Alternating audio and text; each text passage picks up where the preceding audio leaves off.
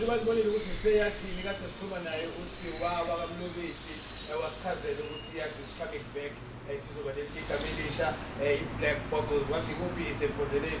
But beside this mfethu, I've got a special guest today all the way from England and siyesizwe ngayo ukuthi mhlawumbe uhlala kanjani nabelungu khoseza abantu abaningi uJoe Jabawan olwazi ukuthi abantu bahlala phesheya kade hayo yakhola ngabe Hillbras phesheya but we never know. Guys, I don't want to waste time. Rappers, young girls, young boys, abosisi nabobhuti sesikhona la eMlazi. I would like to welcome my dearest friend from years and years and years. Siwavuka naye sambe sigena silala sivuka. Ladies and gentlemen, South Africa, KZN, Durban, welcome Thanjiwe. Hello, Sanibonani, beautiful people. Welcome. I almost said welcome back to my YouTube channel. This is my channel anyway. Say Ukraine, but how are you, Muchai? Yeah, I am good. I'm happy to be here. I'm loving the weather, and I'm happy that you invited me because I've been willing to come to this podcast. Okay. So you've been we are small in Persia, but are we reaching that far? Hi, Bopela, you are international. I was. Rappers international. Okay, can I tell you a story of how I got to know you? Yeah. First time I got to know Fly Motion was through a friend of mine, Sakile. We used to all live in England, and he came home. He's from Clermont. Yeah. He came home to visit. Then someone gave him the DVD. Yes. And then he brought it back. And those days it was before internet days and social media. So if anybody came with any sort of entertainment from Ekai, we would all gather. See, you said that your big day, so move. And he kept on telling us, guys, we have to make time to see this DVD. It's so funny, blah, blah, blah. So we were actually watching it, and then there was a fly, a bird that in bed. That was the first time I ever saw him.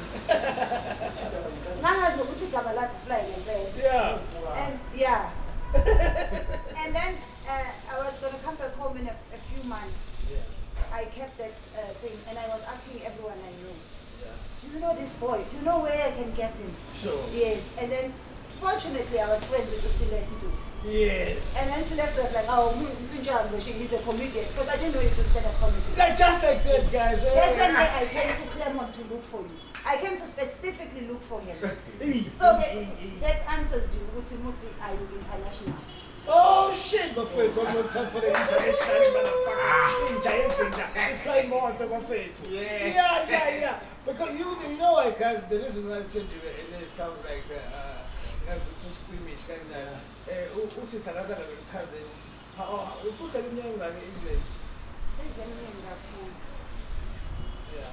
Why you went there from the first place? Okay, ngiqala ukuya ngangiyela ngiyitshela ngithole because ngafunda idrama la DUT back in the day before it was DUT. And then masiqeda ukufunda idrama saya ko Johannesburg siyofuna umsebenzi of lento yokuthi sekwenziwa izinto la eKZN yini. Zasematekisini izona ey'qale zafunda like kufanele ngabe improve namanje saphethe obaba abadala i-industry yamatekisi. Why don't they take over and improve izinto? Yeah. Kama ziko company. Baziqasha namanje qasha kanjani? Uvela kinta ngifaka amakeke faka usune-bakery yakho. Uma wakho ne-talent lokubhaka wena une-talent even ukutshala. Yeah. It's a big business. Ayikho i-supermarket enganazi iy'thelo namaveji. Yeah. Kodwa umuntu athi anguthola umsebenzi wafundani agriculture. The Minister of Agriculture. Utshala lapho uhlafuna inandosi and you're like awukazoyibuza nje ukuthi bayithenga nje buka beza ngayo inandosi lapho uzama ukuthi bakhona. I think you better abagalelo akho kaptani guys. Angisho ukuthi asho nje kuyakuyanyiwa manje.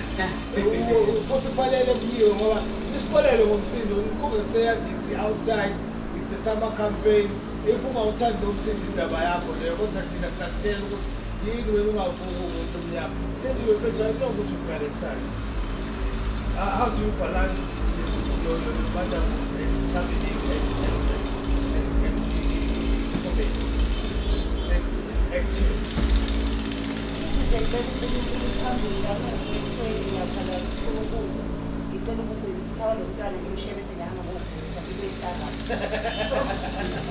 A typical mother, as they don't see.